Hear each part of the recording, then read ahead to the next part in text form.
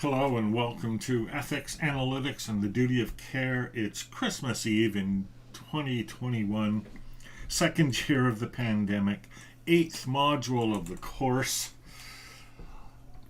We're almost at the end of the section on culture, which brings us almost to the end of Module 8.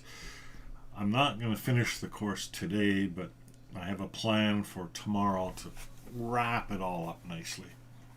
But okay, we are where we are. This video is on democracy, and it follows from the video on culture and the video on citizenship. And where we've gotten to is, if I had to characterize it in a couple of words, culture is what we do. Citizenship is how we participate and interact with each other. Now, those are very broad, general definitions and probably not very original at all. I'm sure they're not. And I'm sure there are ways that we could object to them. But we're using this as a frame for thinking about ethics, analytics, and the duty of care. I haven't gotten to care so much in this discussion, but believe me, it hasn't left the back of my mind at all for a second.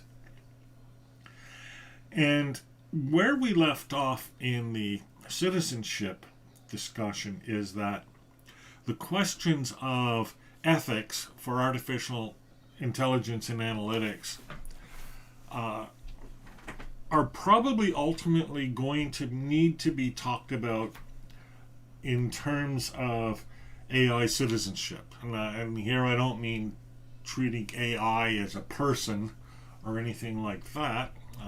Maybe one day, but that's not what this hinges on. But the sorts of concepts and ideas that we use to talk about citizenship are the sorts of concepts and ideas that we need to use to talk about AI and ethics, because we're not going to be successful simply prescribing a set of values or attributes or virtues or characters or even consequences or even defining some kind of social contract. We're not going to be successful doing that. Where we're going to be successful in talking about the ethics of AI and analytics is talking about how we interact with these things.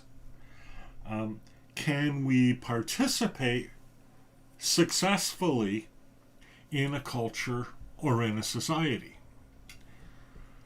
That subject is addressed by the notion of democracy, which is the subject of this video. Or, as Matthias Melcher would say, the subject of this audio with a moving picture and slides. And I want to be careful here. I mentioned it in the previous video, but I'm going to say it here. By democracy, I don't mean everybody going to the polls once every 4 or 5 years and voting on our representatives. That's one form of democracy. It's one of the formal structures that constitutes a democracy, but it isn't what democracy is.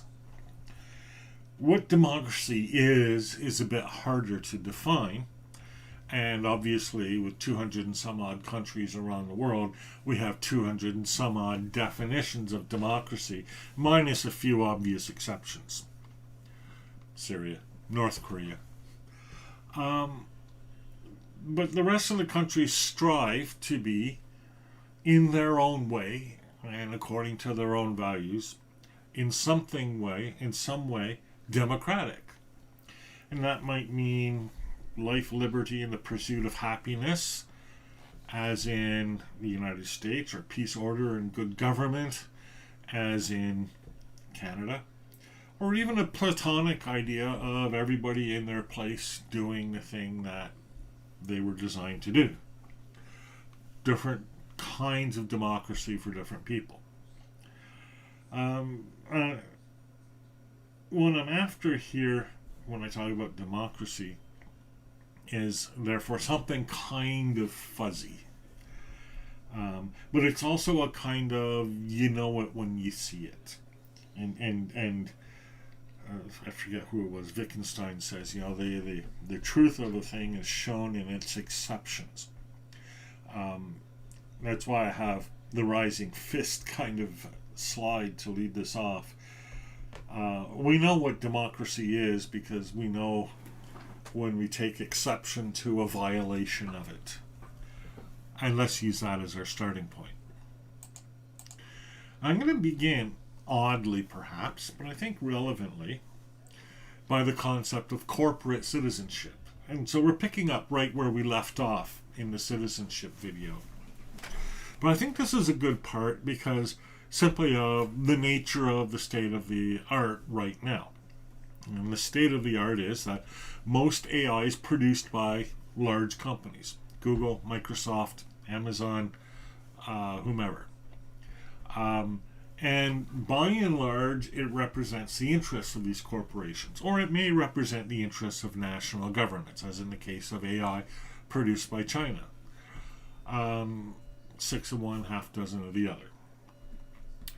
And the problem is, by and large, corporations, and especially digital corporations, haven't been very good citizens. Now, I could spend an entire video talking about how corporations have been bad citizens. I'm not going to. So you can be thankful you've been spared that. But, I even had some slides on, Facebook did this, Google did that. But I don't need to because we all know that corporations haven't been very good citizens. And some people analyze it in terms of, corporations, they only have one value in life, and that's to make money. We're back to Max Weber again. And they don't have any responsibilities beyond that. But as the diagram here shows, right, there's more than just the corporation and its customers.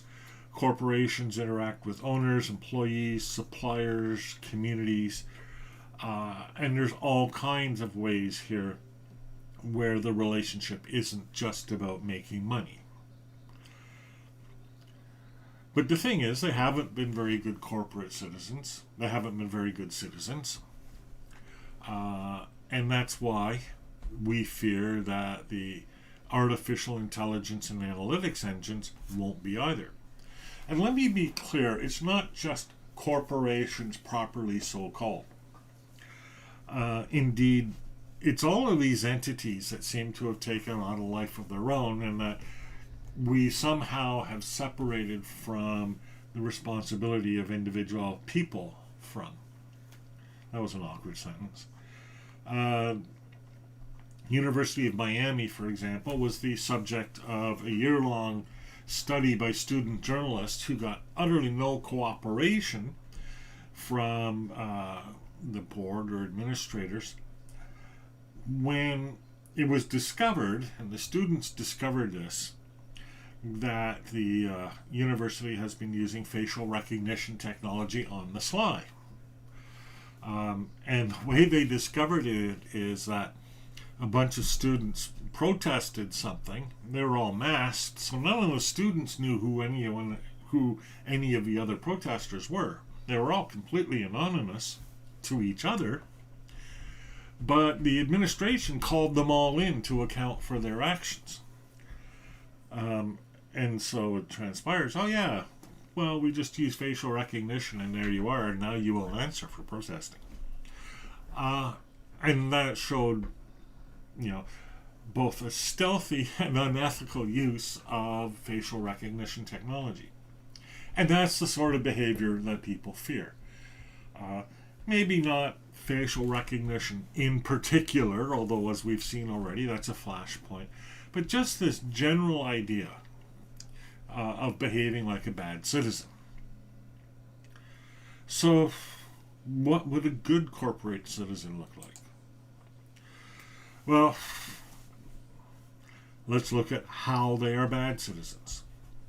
I'm going to quote at length from Kent Greenfield, who wrote in 2015 in The Atlantic.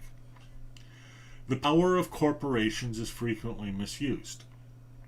usually to the advantage of the financial and managerial elite.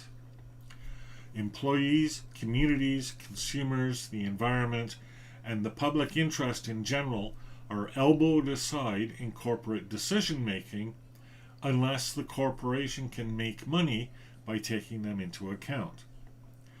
Corporations are managed aggressively to maximize shareholder return. As a result, the risks they run, whether of oil spills in the Gulf or of financial crises erupting from Wall Street, are often unrecognized until too late. The executives who run American corporations do not generally think of themselves as having obligations to the public.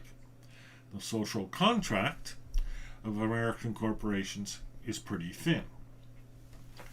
There's a bunch of things happening in that. The obvious here is this suggestion that there is a social contract between all of us and corporations, and it is not clear that that's the case. They have a social contract perhaps among each other, but they don't consider individual people to be their equals, so there's no social contract. The best we can do is force them into one, either through legislation or through activism such as union campaigns. But the main thing is the separation of the interests of the corporation from the interests of everyone else. The isolation of corporations, or the isolation of the rest of us from the corporate decision-making practice. Now, I talked earlier in one of the previous videos in this series about the idea that an ethical framework requires some kind of democracy, but that the ethical frameworks that we are being presented are either legalistic legislative formats or chaos or anarchy, and there's nothing in between. And it's in that in between that we're going to need to build our ethics. That's where we will find the ethics in our frameworks. And I could observe just as easily here, corporations are basically a type of monarchy. With very few exceptions, the vast majority of people inside the corporation and outside the corporation have no say in how the corporation is run. And that's why and how they can simply elbow aside the interest of communities, consumers, the environment, etc. Nothing here I'm saying is new. Nothing here I'm saying is not known generally to be true. The question is how to get out of it. The concept that leads us out of it might be something like platform democracy. And the idea here is to think of our technology as a whole as something that is run democratically rather than by the corporations that create it. So here we're talking about platform democracy because platforms are how we instantiate our technology right now. AI runs on a platform. Analytics run on a platform. Student courses run on a platform. Platforms are Facebook, Amazon Web Services, the Microsoft environment on which I'm creating this entire video. So we use the term platforms, but really what we mean is technology infrastructure. And the idea here is, and I quote from Aviv Ovadia, platforms working with governments, civil society, can have experienced and neutral facilitators deploy these new processes for the toughest policy questions. Policy decisions will then be made by the impacted populations and informed by key stakeholders, often leading to a strong public mandate, which may even help defend against partisan or authoritarian overreach. Now again, as always, there's a bunch of stuff there. You notice at the end of it, there's this libertarian concern about quote-unquote overreach, usually thought of as government overreach, although these days partisan overreach might mean something different. There's this idea of stakeholders, which we've commented about before. And I made the remark that I might not be a stakeholder in what happens to the Rohingya people, but I certainly have an interest in this. And we have this idea that we can build these processes that manage our solving of these toughest policy decisions. And there's a schematic diagram of one such process on the slide. A very simple one, and one that probably wouldn't work because it's based on voting and approved proposals and things like that. It's a very high level kind of thing for something where we're going to want very low level kinds of interactions. Debating policy proposals isn't how we reach democracy. Interacting with each other on a one-on-one basis is how we reach democracy, and it has always been that way. But it's a start, right? This idea of platform democracy is a start. So let's not get hung up on the details, and let's think about the idea of managing our technology infrastructure as a democracy. I know, bold and radical, right? So what would it look like? Well, this is from Network Weaver, something called Principles for Ecosystem Governance. It's a pretty good framework, again. It's the sort of thing we could talk about. And again, it's the petri dish, not the culture, but it's a start, right? So the foundations are what they call societal and foundational values aligning with mission. And you know the problems I'm going to have with that right off the bat, but we'll leave that aside. Be for and of the society, make accessible co-creation a habit, embed accountability, design for evolvability. So I'd word those a bit differently. And I'd say something like having pillars of being answerable to society, supporting co-creation or supporting creation, embedding accountability, and designing for evolvability. In another place they say bias interactions to deliver impact. And what they mean by that are things like build capacity to amplify values, foster societal innovations, nurture relational management, etc., etc. We could argue about this particular platform governance platform.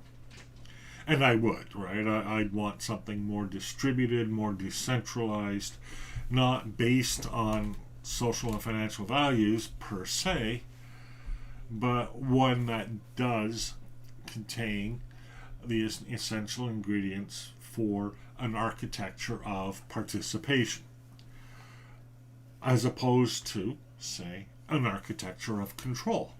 See the difference? Which gives us this idea of design as participation. And in education, I've used the slogan, learning isn't something that we do for you, it's something that you do for yourself, maybe with our help if you need it. It's the same kind of thing here, right? Acknowledging that we are the architects of our own society. And in some cases, we're going to actually have to, take control of the slide rule, as it will. But mostly it's a realization, as Kevin Slavin says, that you're not stuck in traffic, you are traffic. This thing that you think is this separate, independent entity, traffic, isn't. You, by your actions and your decisions, are making this thing. Joey Ito says, instead of trying to control or design or even understand systems, it's more important to design systems that participate as responsible, aware, and robust elements of even more complex systems. Now, I want to be careful here, because Joey Ito is part of that crowd that I can characterize by referring to people like Richard Stallman and Stuart Brand and others, West Coast, Silicon Valley, libertarian ethos characterized by the Wired article on digital citizenship. And this is not what I mean by that, right? So it's not some kind of new libertarianism that I'm describing here. It is describing a mechanism that allows us to interact with each other instead of having that interaction managed for us. You see the distinction? Let's try to refine that a bit.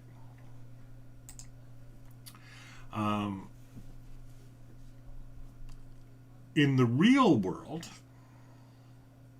as opposed to the world that the libertarians live in, we have issues of access and inequality. I wrote Noel Daly, this is a while ago now, the following. We've been engaged recently in a project to define and assess digital or data literacy. And topics related to this were in my mind as I attended the AI Policy Community of Practice discussion this afternoon. These topics overlap in the concept of data feminism, a, quote, way of thinking about data science and data ethics that is informed by the ideas of intersectional feminism. And then I refer to an open access book by Martin Engelbretson and others, and Helen Kennedy, that contains a number of papers that talk about this. And the difference between what we'll call, I guess, data libertarianism and data feminism is that in the latter, but not in the former, issues of access and inequality are important. And similarly, when we talk about design as participation, being able to actually participate is important. And when we talk about platform governance, being able to govern is important. And that's what comes up with the discussion of access and inequality. A little while ago, Sasha Costanza-Chalk wrote Design Justice. And the idea here is twofold, to my mind. First, as captured in this phrase, universalist design principles and practices erase certain groups of people, specifically those who are intersectionally disadvantaged or multiply burdened. Case in point, the Rohingya, among others, right? And secondly, it proposes design led by marginalized communities to dismantle structural inequality and advance collective liberation and ecological survival. Well, collective liberation and ecological survival are admirable goals, but it really depends on what these marginalized communities actually want as opposed to what we think they want, right? You know, we can't say that you are participating in this and then tell us what the conclusions of your participation will be. That's not how it works. But again, you know, we're here talking about ways of creating architectures, ways of creating technology infrastructure where the people who use that infrastructure are the people who create it, and where we take special attention to ensure that everybody is able to use that infrastructure, and even extra special attention to make sure that the needs of those who are most disadvantaged are addressed first. Radical, right? What would that look like as global policy? Well, first you feed all the people who are starving. Then you move to the next step. First you make sure everybody who doesn't have a home has a home. Then you move to the next step. That's what it looks like. And I'm working on the presumption here that the people who are starving and the people who are without a home would view those as priorities. But of course, to do this properly, you would involve the people who are starving and the people who are homeless in the process of providing food and shelter. So that you give them food that they can eat and you give them shelter that they can survive in. Or maybe you don't give them food that they can eat and shelter that they can survive in, but they participate in the creation of food that they can eat and in the creation of shelter that they can survive in. You see how this works, right? It's moving away from this commerce-based client-server sort of model of democracy. And concepts like data feminism inform this approach. Just a simple quote that I've pulled out of the Data Feminism book by Catherine D'Ignazio and Lauren Klein. The most complete knowledge comes from synthesizing multiple perspectives with priority given to local, indigenous, and experiential ways of knowing. Well, again, local, indigenous, and experiential ways of knowing also happen to be those that are most at risk. And to me, the priority here is not to privilege certain groups of people simply because of what they are, but privilege them because they are the most impacted by whatever it is that we're doing, and they are the most vulnerable to harm or other aspects of whatever it is that we're doing. So we can look at things like Amy Collier's inclusive design. We could look at an article on KQED about care being taken not to create experiences that harm people. I should have, but don't have, a slide that references all of the work that Jutta Treviranus is doing on accessibility and accessible design, and a host of other initiatives that are working in that direction. And what's interesting is that all of these initiatives are, for the most part, small, scattered, independent. They're precisely not what's being created and advanced by the corporations and the institutions. And in fact, there's a significant backlash against them. Most recently characterized, for example, in the backlash against teaching critical race theory, which is, an outcome of this sort of approach. Another way of representing this is in the concept of algorithmic justice, right? Now here, we're not going to presume that justice is some specific characterized set of duties or virtues or responsibilities or whatever. By algorithmic justice, what we actually mean here is give members of communities most impacted by algorithmic bias more direct democratic power over crucial decisions. By democratic power, I believe that Zimmerman and company mean actual effective power.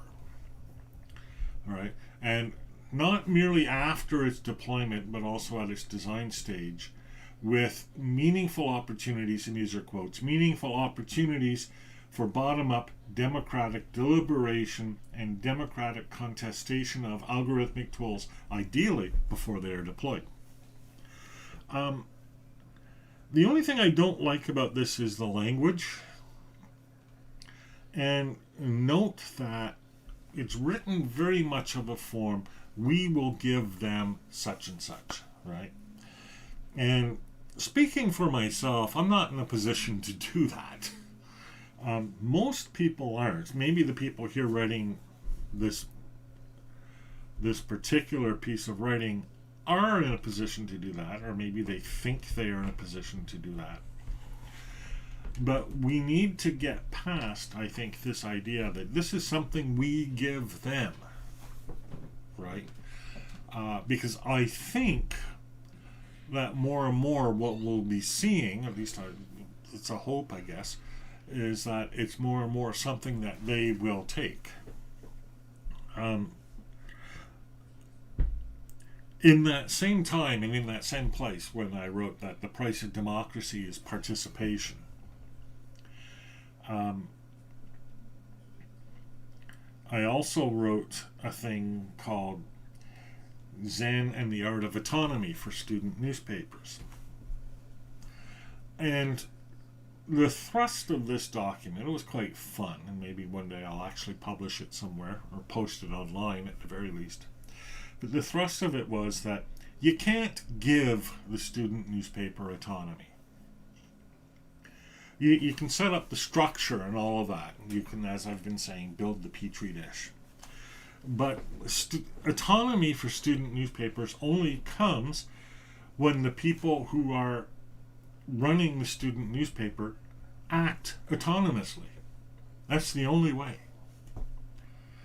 And similarly, the only way for members of communities impacted by algorithmic and other biases to have more democratic power is for them to take democratic power. That's the only way. If they don't exercise that power, then it doesn't exist. And it is a necessary condition that they exercise that power. It's not something that can be given to them. They have to do it. And that's the part of the equation that I think a lot of people miss. They think that, oh, well, we'll just give them the opportunity. And, oh, well, they didn't do it. I guess they don't care. I don't think it really works that way. You might be wondering about the image on this slide. It's a representation of the land that is controlled, either directly or indirectly, in New Brunswick by J.D. Irving.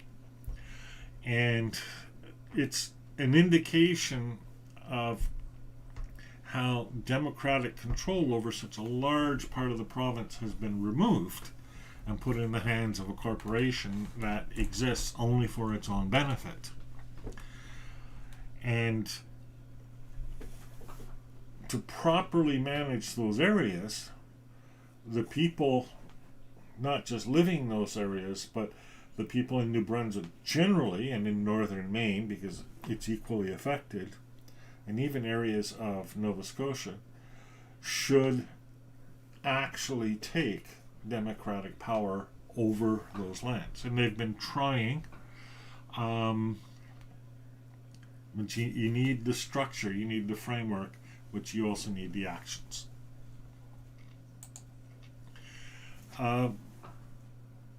There's also algorithmic injustice that we need to think about.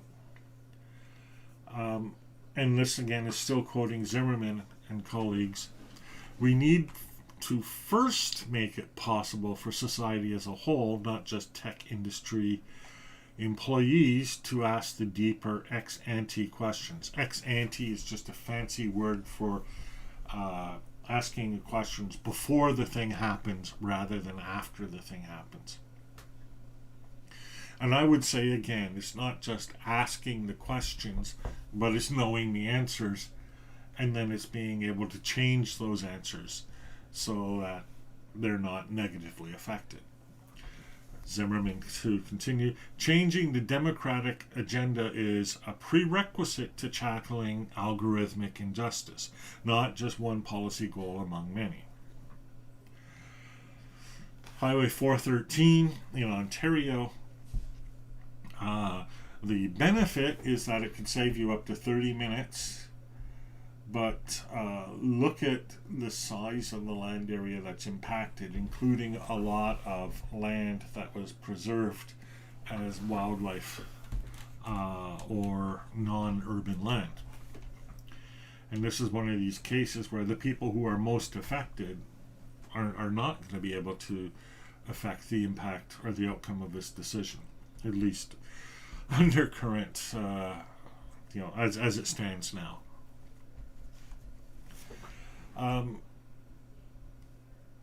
I once wrote a defense of the concept of direct democracy by quoting Spider Robinson, who was living in the Annapolis Valley of Nova Scotia, and he wrote about the extensive consultation process that the government had with the people of the valley about where they should put the highway. And the people said, well, don't run it right through the middle of the valley. This is prime agricultural land. It's where people live. Put it up on the hill where it won't bother people. And then the government came along and put the highway right down the middle of the valley. And that's the sort of thing, again, that people are worried about with respect to artificial intelligence. And again, it's not the specific values, it's not the specific ethics, it's just that they are separated from any real power or control over the outcome, positive or negative.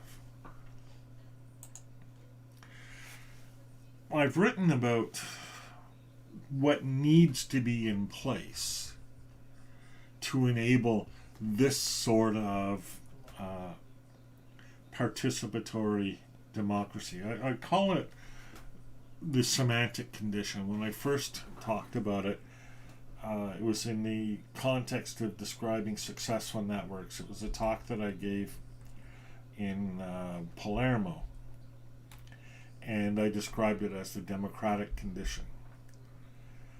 And the idea of the semantic condition is that this is what enables networks to express goals, values, desires, intentions, anything semantical, in other words, also meaning and truth. And so I listed those under the heading of what I called networks and contrasted them with what I called groups. Now, bad terminology, I'm sorry I used it, but there you go. And what characterizes the organization of technology and to a large degree society today can be characterized as based on unity, coordination, being closed with memberships and lock-in, and being distributive in the sense that everything flows from the center. Everything flows from the authority. And we've seen that in a lot of the characterizations of what an ethical citizen should be, etc., where we talk about, sharing a common vision, working toward common ends, working in collaboration, etc., etc. But I think the framework or the structure that we need in order to be able to realize ethics in anything larger than an individual is going to be a network kind of structure. And we've seen a lot of these values represented in some of the different materials that we've looked at as well. And the four major elements of these, four major properties of an effective semantical and therefore ethical network are diversity, autonomy, openness, and interactivity. And in fact, it was the last one, interactivity, that I keyed in on as one of the core elements of citizenship, right? The idea of participation, the idea that everybody working together are what define the values, the conditions, the outcomes of a civic enterprise. But the other things are also important. Diversity, I've emphasized that from the start of the course. We can't get to unity on ethics, and it's not desirable that we do. Diversity is a better way of doing it, because then we're able to have those conversations. We're not all saying the same thing. Autonomy, similarly, it's not that there is no identity of a group, there is no identity of a collective or anything like that. It's that this identity is freely chosen and freely participated in by the people in it. People make their own decisions whether or not to join something or not. They're not automatically lumped in. Openness is a virtue that I've promoted for many years.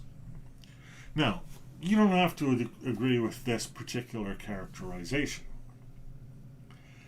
but I do think that the requirement here is to rethink how it is we make decisions. How are the decisions being made about AI and analytics? Are they decisions that include everyone? Are they decisions that are freely undertaken? Are they decisions where all the communication is open?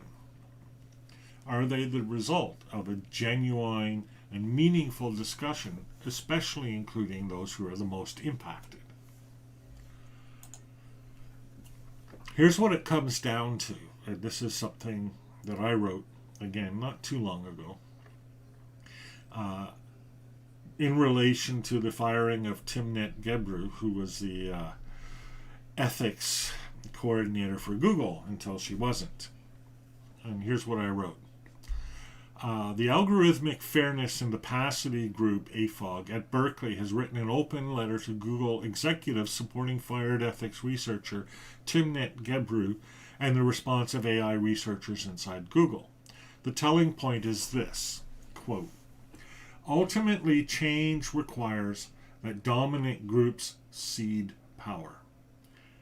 Institutional commitment must be embodied in practices and processes to enact meaningful change.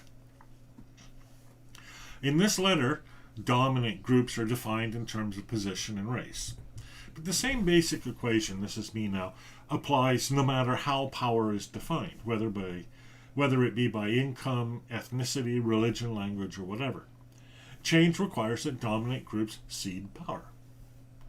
And even more particularly, change requires that dominant individuals cede power. And what this means is that no single group or individual has ultimate power. It means moving from a hierarchy to something different. And I wrote, I'm not sure Google has the skills, capacities, or even the legal right to do this. But it's the only way to replace rapaciousness with ethical behavior. And I think that's true. We're going to talk, or we have talked a lot about what ethics is for artificial intelligence and analytics. Maybe with the idea that if we defined it clearly enough and gave a good enough argument for it, the powers that be would make it so. But we're never going to define it well enough to do that. And it's never going to happen until the powers that be let go of that power. In the final part of this course, I'm going to say something along the lines of what is ethical in a society is what we all do. Right? The ethics of a society is how a society behaves ethically. There really isn't any difference between the two. A personal individual ethic might be different from the ethics of a society. But again, a personal individual ethic isn't separated from what we do as persons or individuals either. And if that's true, and given that that's true, then the only mechanism to create ethics in artificial intelligence and in analytics is for them to become products of the society as a whole, and not self-interested individuals or companies within that society. There's no way around that. There's no way to have an ethical AI or analytics system without having ethical organizations that create it, management, run it, deploy it. And the only way to have those are to have organizations that are, if you will, socially run in some way or another. To have some kind of platform democracy, as we characterized it earlier in the video. You don't get one without the other. That's what I believe, anyways. I could be wrong, right? Maybe there is a CEO out there somewhere.